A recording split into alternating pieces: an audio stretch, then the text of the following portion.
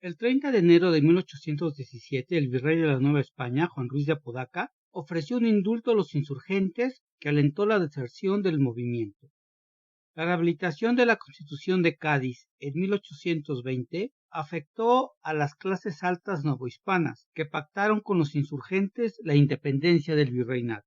Agustín de Iturbide salió con Vicente Guerrero y juntos promulgaron el Plan de Iguala en 1821 y crearon el Ejército Trigarante. Esta fuerza armada se convirtió en la base para el Ejército Imperial Mexicano, que posteriormente sería el Ejército Nacional Mexicano, siendo Agustín de Iturbide su comandante.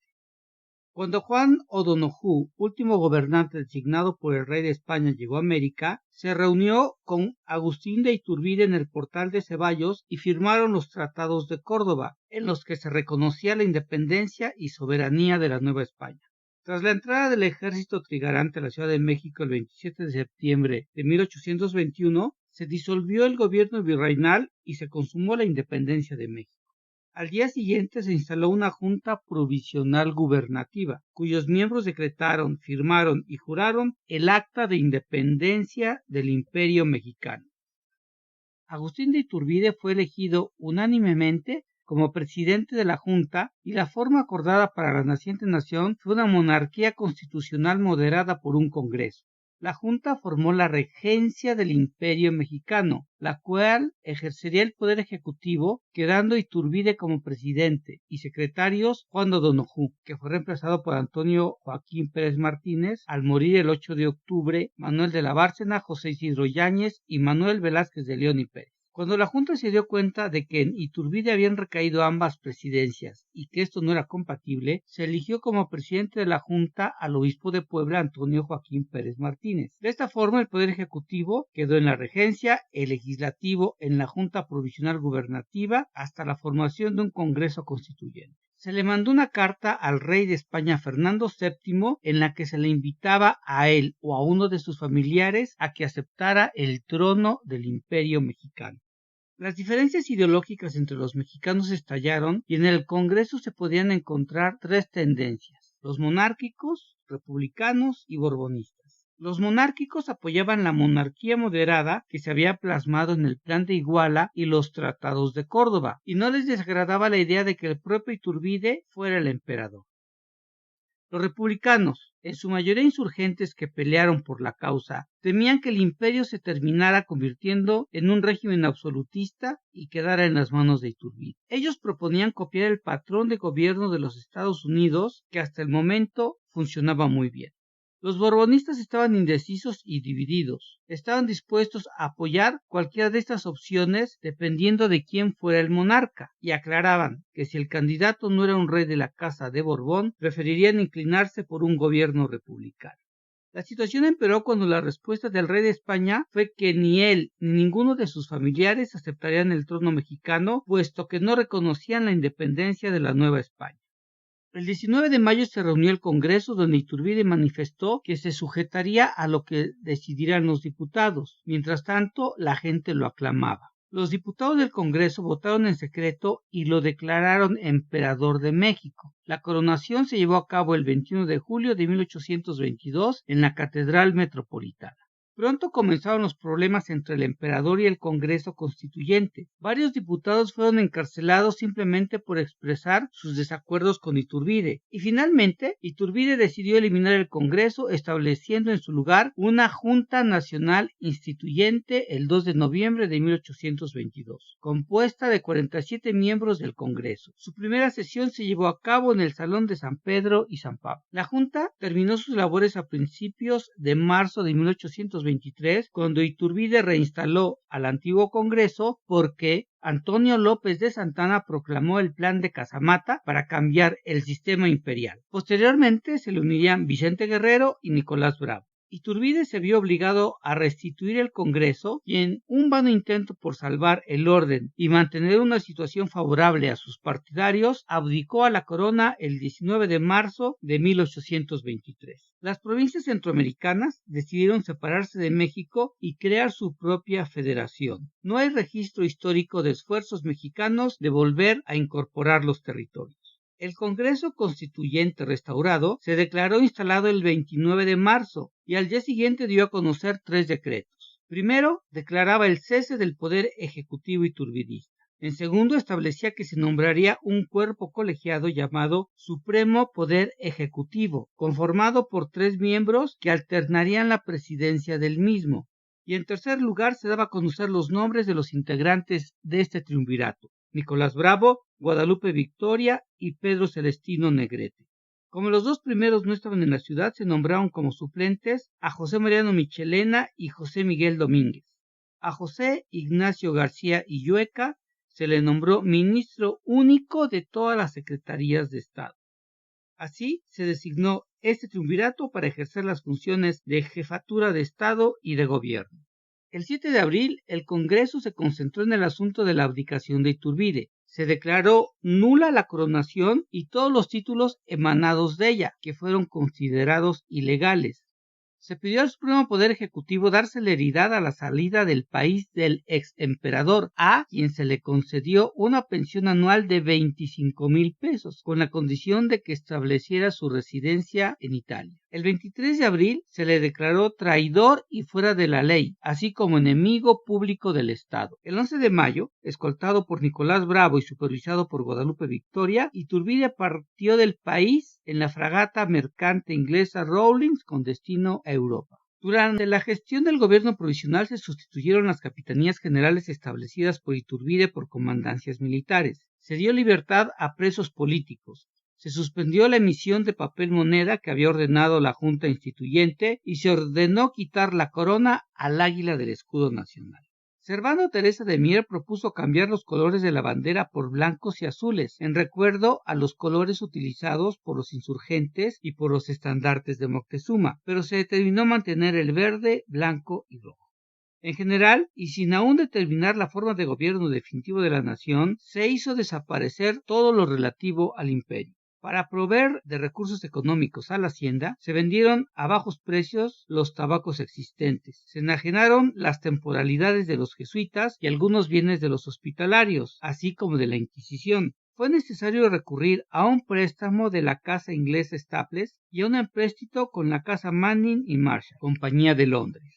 Debido a la ausencia de Guadalupe Victoria, Vicente Guerrero fue nombrado miembro suplente del Supremo Poder Ejecutivo. El 21 de mayo se emitió la convocatoria para formar el nuevo Congreso. El 23 de junio se estableció de forma provisional la planta del Tribunal Supremo de Justicia, compuesta por 3 salas. El 19 de julio el Congreso expidió el decreto declarando buenos y meritorios los servicios hechos a la patria en los 11 primeros años de Guerra de Independencia y beneméritos en grado heroico a Miguel Hidalgo, Ignacio Allende, Juan Aldama, Mariano Abasolo, José María Morelos, Mariano Matamoros, Leonardo y Miguel Bravo, Hermenegildo Galeana, José Mariano Jiménez, Javier Mina, Pedro Moreno y Víctor Rosales. Se mandó a escribir con letras de oro esos nombres en el Salón del Congreso y se ordenaron levantar monumentos conmemorativos en los lugares que fueron ejecutados. Se exhumaron sus restos para que el 16 de septiembre de 1823 se trasladaran desde donde estuvieran hasta la Catedral de México. El 29 de agosto fueron declarados de igual forma beneméritos de la patria a Guadalupe Victoria y Vicente Guerrero. El 1 de noviembre de 1823 se expidió el Acta Constitutiva de la Nación Mexicana, un primer texto que estableció los lineamientos a seguir para la creación de un nuevo Congreso Constituyente y la Constitución General, así como las leyes que regirían la República mientras se redactara y ratificara la Constitución General. Para su elaboración y la subsecuente Constitución, los legisladores usaron la Constitución estadounidense de 1787 y la española de Cádiz de 1812, tomando de la primera el sistema republicano, representativo y federal, así como la división de poderes con un legislativo bicameral formado por un Senado y una Cámara de Representantes, 2 depositarios del Poder Ejecutivo llamados presidente y vicepresidente, y un cuerpo de impartición de justicia cuyo órgano máximo sería la Suprema Corte de Justicia, cuyo presidente y miembros serían nombrados por el Ejecutivo y ratificados por el Legislativo. De la Constitución española se tomaron los modelos de elección y exclusividad de la religión católica, así como el modelo jurídico de legislación e impartición de justicia.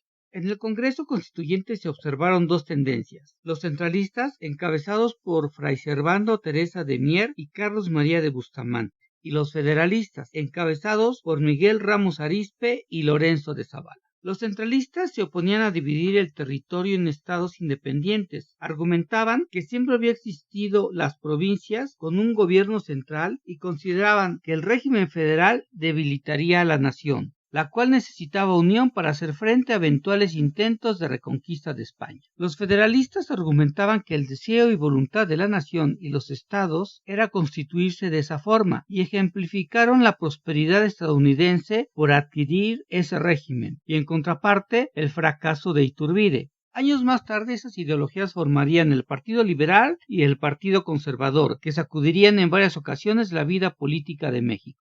El 31 de enero de 1824 se aprobó el Acta Constitutiva de la Federación Mexicana, la cual fue un estatuto provisional del nuevo gobierno. Al igual que el acta anterior, la nación reivindicaba su soberanía y reiteraba que estaba constituida por estados libres, soberanos e independientes. Durante los siguientes meses continuaron los debates constitucionales. Para establecer las bases del funcionamiento fiscal de la República, el 4 de agosto el Congreso Constituyente decretó la Ley de Clasificación de Rentas Generales y Particulares. El 4 de octubre de 1824 se realizó la proclamación de la Constitución Federal de los Estados Unidos Mexicanos. Estaba conformada por 7 títulos y 171 artículos. Se implementó el sistema de federalismo en una república representativa popular, la cual originalmente estaba integrada por 19 estados y 4 territorios federales. Pero después de un par de ajustes ese mismo año, el país quedó integrado por 19 estados, 5 territorios federales y un distrito federal. La Constitución no contempló expresamente los derechos ciudadanos. El derecho de igualdad de los ciudadanos quedó restringido por la permanencia del fuero militar y eclesiástico. Los artículos más relevantes fueron: primero, la nación mexicana es para siempre libre e independiente del gobierno español y de cualquier otra potencia. Tercero, la religión de la nación mexicana es y será perpetuamente la católica apostólica romana. La nación la protege por ley y se prohíbe cualquier otra. Cuarto, la nación mexicana adopta para su gobierno la forma de República Representativa Popular Federal. Sexto, se divide el supremo poder de la Federación para su ejercicio en legislativo, ejecutivo y judicial. Séptimo, se deposita el poder legislativo de la Federación en un Congreso General. Este se divide en 2 cámaras, una de diputados y otra de senadores. 50. Se establece la libertad política de imprenta en la Federación y en los estados. 74. Se deposita el supremo poder ejecutivo de la Federación en un solo individuo que se denominará presidente de los Estados Unidos Mexicanos. 75. Habrá también un vicepresidente en quien recaerán, en caso de imposibilidad física o moral del presidente, todas las facultades y prerrogativas de éste. 123. El Poder Judicial reside en una Corte Suprema de Justicia, en los tribunales de circuito y en los juzgados de distrito. 157. El gobierno individual de los estados se conforma por los 3 poderes. El 8 de octubre de 1824, el presidente Guadalupe Victoria y el vicepresidente Nicolás Bravo juraron la Constitución. Guadalupe Victoria asumió el cargo de presidente interino el 10 de octubre de 1824 y hasta el 31 de marzo de 1825. Inició su periodo constitucional el 1 de abril de 1825. Aunque no estaba estipulado en la Constitución, la esclavitud estaba prohibida en la República. El presidente Guadalupe Victoria declaró formalmente la abolición de la esclavitud el 16 de septiembre de 1825. Esto fue Los Hechos de la Historia. Yo soy Manuel Palomino.